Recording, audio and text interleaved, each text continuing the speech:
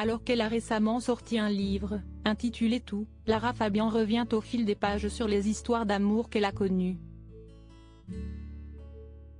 Une en particulier, vécue avec un célèbre chanteur corse, lui a brisé le cœur.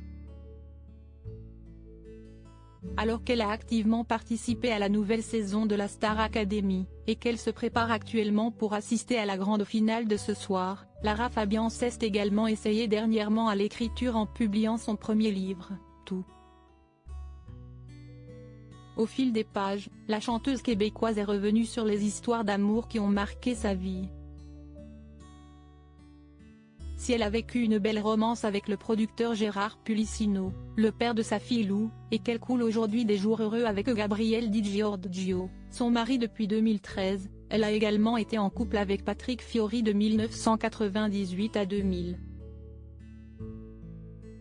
Si est au Canada que les deux artistes se rencontrent à l'époque, alors que le Corse devait enregistrer son album Prends-moi.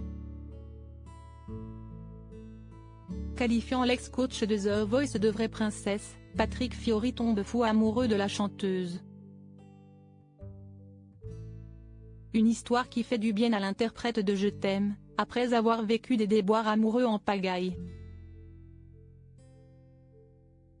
Si leur idylle n'aura duré que 2 années, elle aura profondément marqué les deux artistes.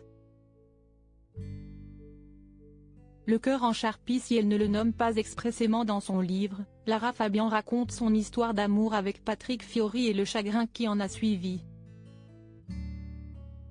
Elle évoque en effet la rencontre avec un jeune artiste corse, sur le point de s'engager dans une comédie musicale dont tout le monde parle, faisant certainement référence à Notre-Dame de Paris dans laquelle Patrick Fiori était tête d'affiche.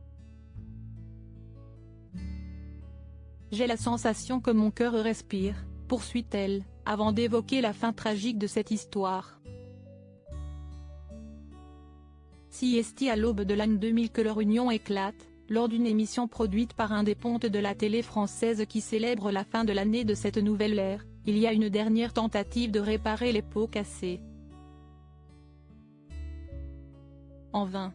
Cela se solde par un scandale public, écrit-elle encore.